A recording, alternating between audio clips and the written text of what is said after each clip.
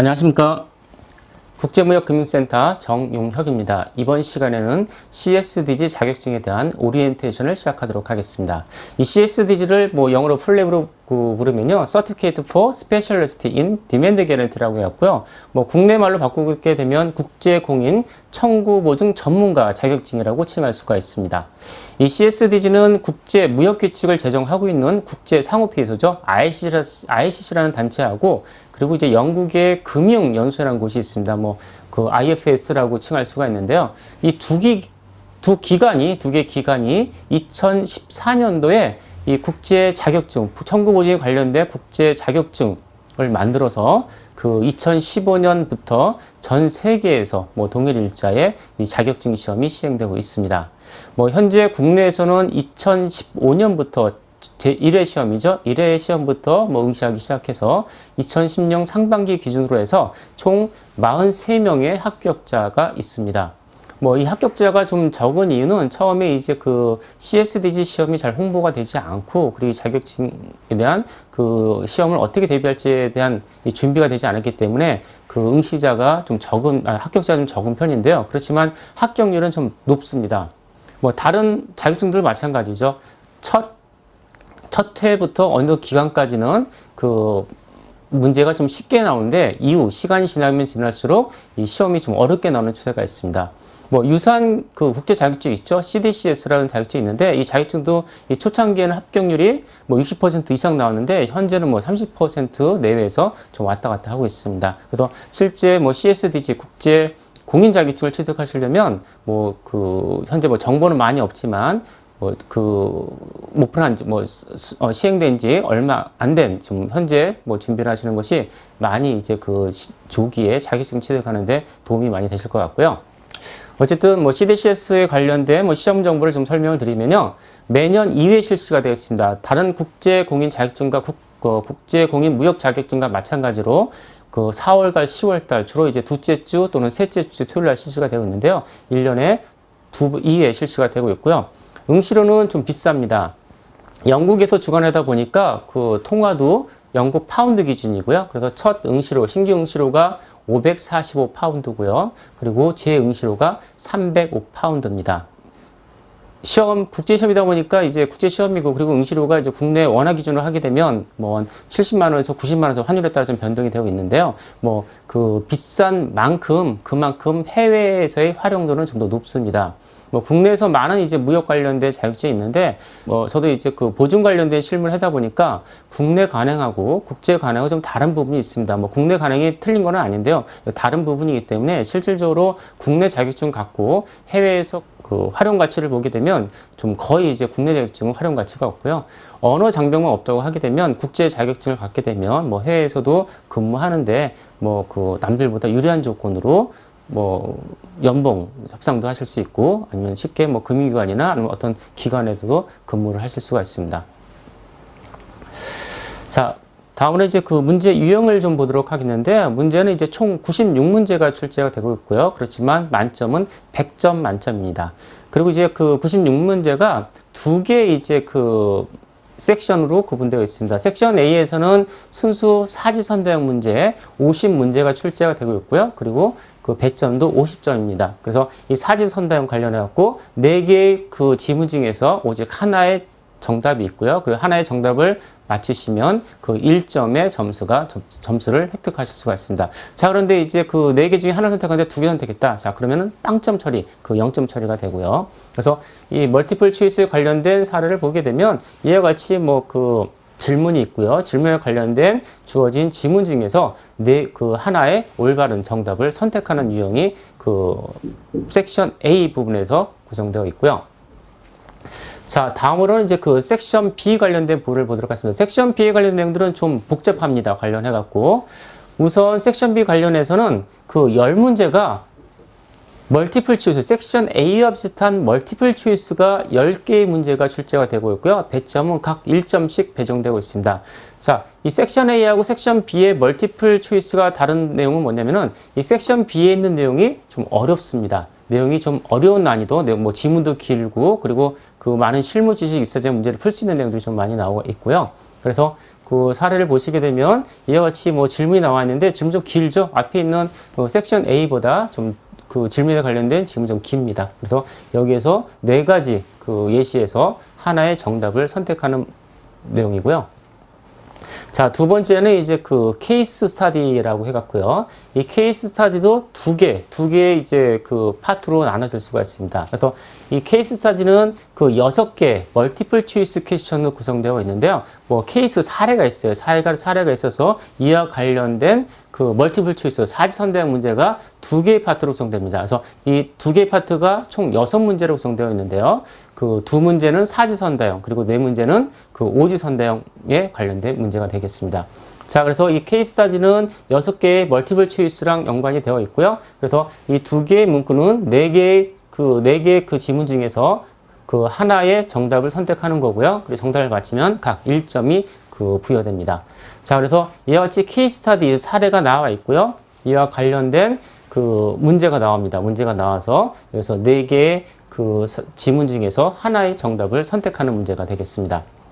자, 그리고 두 번째 문제에서는 그 네 개의 이제 퀘스천이 나와 있는데, 자, 여기서는 이제 지급을 할 때 또는 결제를 할 때, 그래서 사실은 이제 뭐 그 지급 청구에 관련된 내용입니다. 지급 청구 관련해서 이 지급 청구가 이 보증 조건, 청구 보증 조건에 하자가 되냐, 하자가 되지 않느냐, 그리고 하자가 되게 되면 왜 하자가 되냐, 어떤 사유 때문에 하자가 되냐 관련된 문제가 출제가 되고 있고요. 그래서 이 5개, 오지선다형입니다. 5개의 지문 중에서 하나의 정답을 선택하는 거고요. 그리고 그 앞에 있는 멀티플 초이스 관련된 문제는 맞으면 점수가 1점이었습니다. 자, 그렇지만 이 오지선다형 문제 관련해서는 맞으면 2점의 그 점수를 획득하실 수가 있습니다. 그래서 그 섹션 B에 관련된 그리고 케이스 스터디에 관련된 오지선다형 문제 배점이 좀 다르다는 점 이해를 좀 해주시고요.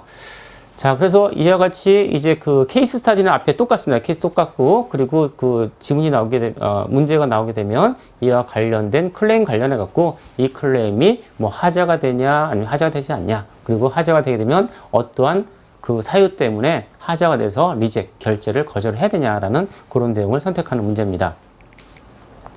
자, 다음으로는 이제 마지막으로 이제 그 시뮬레이션 엑서사이즈 관련된 내용인데요. 시뮬레이션 엑서사이즈는 그 10개 이제 지문이 나옵니다. 10개 지문에서 맞는 내용 5개를 선택하거나 아니면은 뭐 틀린 짓을 5개 선택하는 그런 문제형이 나와 있고요. 뭐 그런 그 10개 시뮬레이션 엑서사이즈 관련해서는 그 보증 실무와 관련된 내용들이 많이 나옵니다. 그래서 뭐 개런티 어플리케이션, 보증 개설 신청서 관련된, 그리고 뭐 보증의 내용, 그리고 이제 클레임할 때, 청구를 할 때 관련된 그 시뮬레이션이 6개의 시뮬레이션이 이루어져 갖고 그 각 시뮬레이션당 10개의 지문이 나오고요. 거기서 5개의 그 정답을 선택하는 문제가 출제되고 있습니다. 그래서 이 시뮬레이션 테스트 관련해서는 10개 중에 5개 선택을 해야 돼요. 근데 뭐 간혹가다 6개를 선택하시는 분들이 있거든요. 근데 6개 선택하시게 되면 뭐 점수가 가점되는 것이 아니라 0점 처리됩니다. 그래서 좀 주의를 해 주셔야 돼요. 그래서 이 5개의 그 지문을 선택을 해야 되는데 4개를 선정했다. 그럼 하나 틀린, 뭐 4개 맞으면 상관이 없어요. 그런데 뭐 5개의 정답인데 더 많은 그 5개 이상 선택하게 되면 0점 처리가 되니까 좀 주의를 해주시고요. 그리고 이 앞에 설명드린 섹션 B 총 50점, 46문제지만 총 50점 만점입니다. 자, 여기는 이제 과락이라는 게 있습니다. 과락이라고 해갖고 이 문제 중에서 60점 미만일 때, 60점 미만이면 30개 미만으로 맞는 거죠. 30점 미만이면 과락이 발생해갖고 총 점수가 70점이 초과가 된다고 하더라도 이 과락 때문에 이 불합격이 됩니다. 그래서 그 섹션 B에 관련된 내용들은 실제 뭐 멀티플 초이스 말고 많은 준비를 하셔갖고 과락을 면하시고, 그리고 전체적으로 70점 이상 획득하시면 그 CSDG 시험 합격을 하실 수 있고요.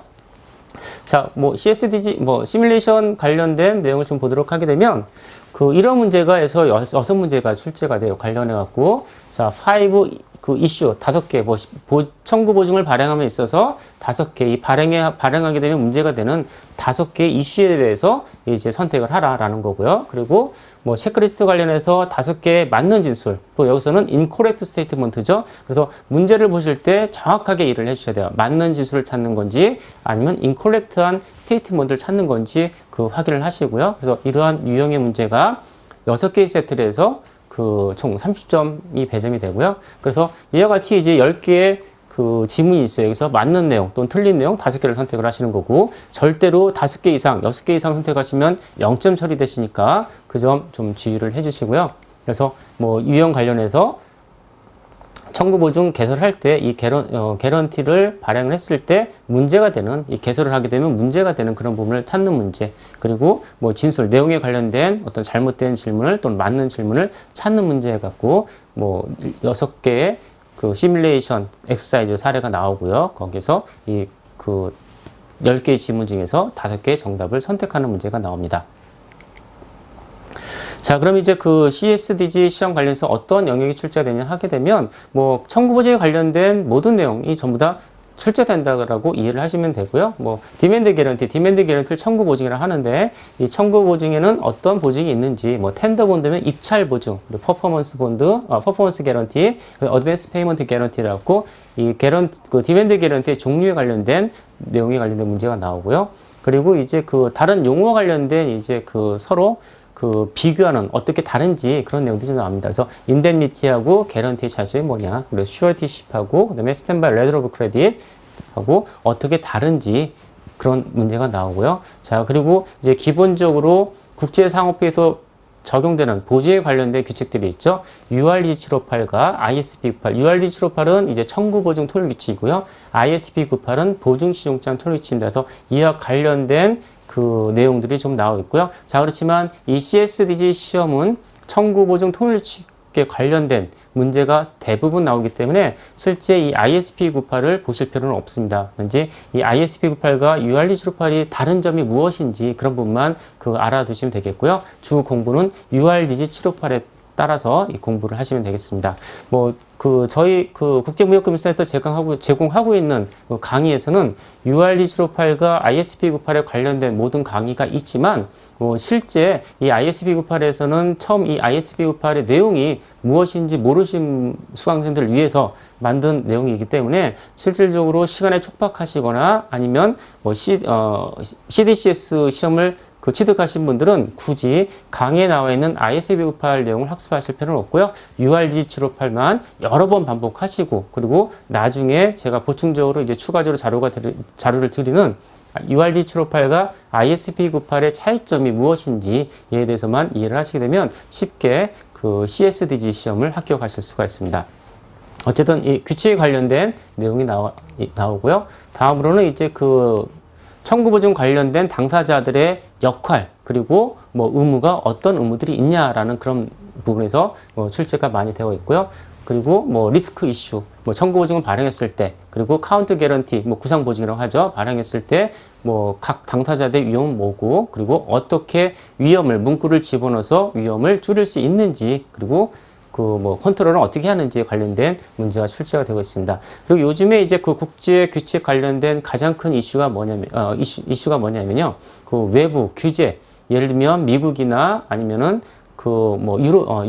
유럽에서 법으로 금지하는 내용들이 좀 많이 있습니다. 그래서 이 규칙하고 법하고 충돌이 됐을 때 어떤 내용이 우선 적용된다는 하는 거고, 그리고 이 국제 규칙에는 어떤 내용들이 있는지라는 거고요. 그리고 이제 포스 마저를 해갖고 이제 뭐 불가항력 사유가 발생한 경우에 어떻게 업무를 처리를 해야 되는지에 관련된 문제들도 많이 출제되고 있습니다.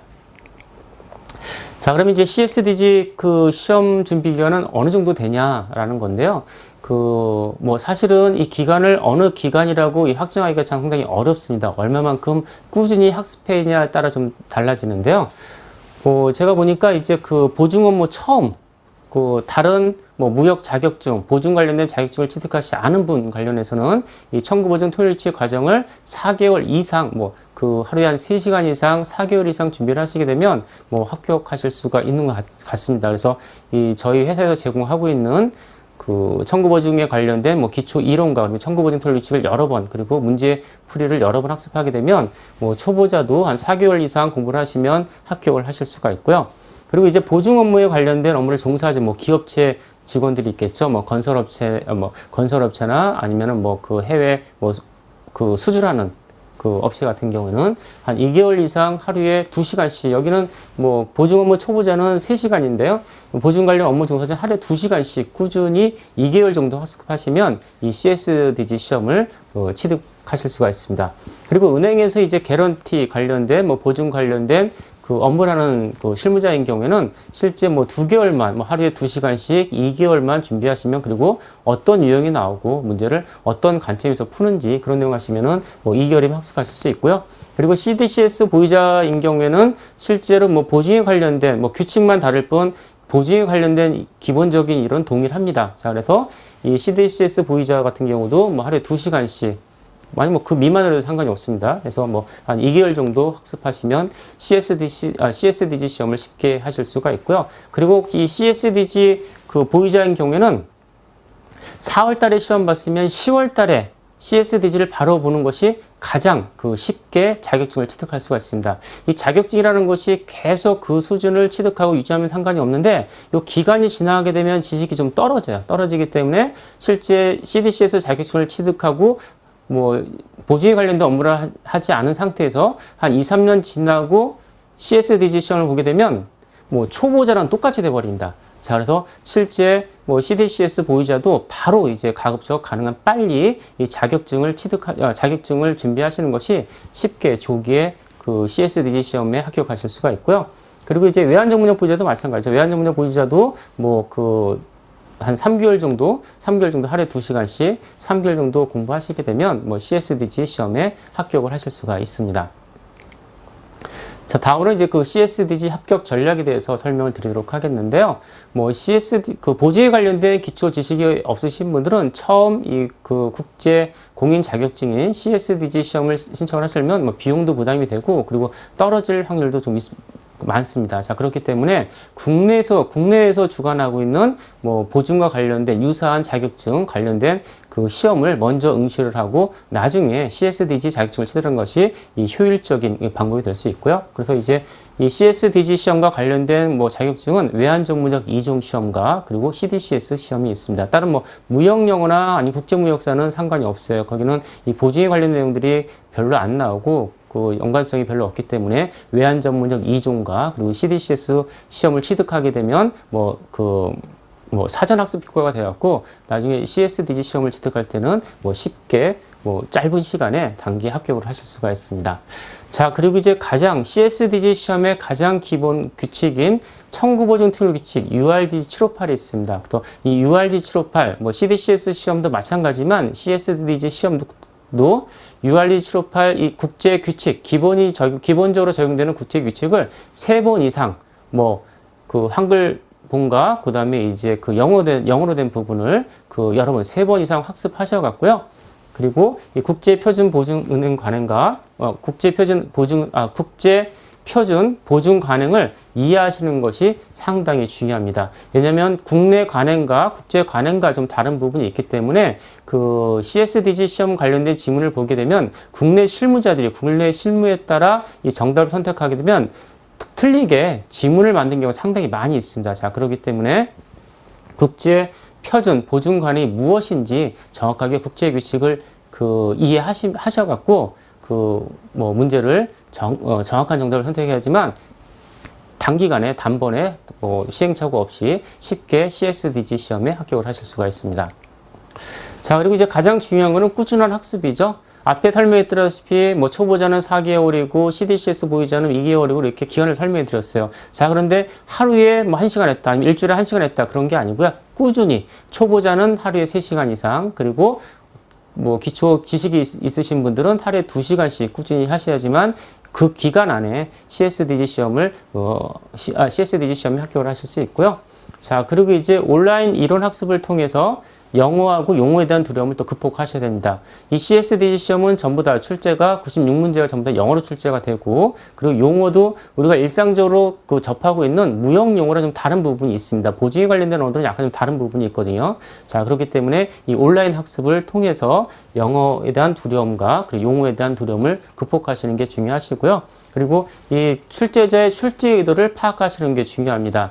저도 이제 문제를 풀게 되면 어떤 경우는 이제 실제 문제를 출제한 출제자 의도와 달리 이제 정답을 선택하는 경우도 있거든요. 근데 저도 저도 이제 국가 공인 자격증 시험을 여러 번 출제를 했는데요. 출제를 하다 보니까 제 의도와 상대방이 다르게 그 내용을 파악하는 부분이 많이 있습니다. 자, 그래서 이런 부분, 출제자의 의도가 무엇인지 정확하게 파악을 하시고요. 그래서 이런 부분을 커버를 하려면 기출문제를 그리고 기출문제는 사실은 뭐 국내에 별로 없습니다. 그래서 제가 드리는 그런 내용들을 뭐 여러 번 반복해서 왜 이게 정답이 되고 정답이 되지 않는지 그런 부분을 여러 번 반복해서 푸시면 뭐 쉽게 CSDG 시험을 합격하실 수가 있을 것 같습니다.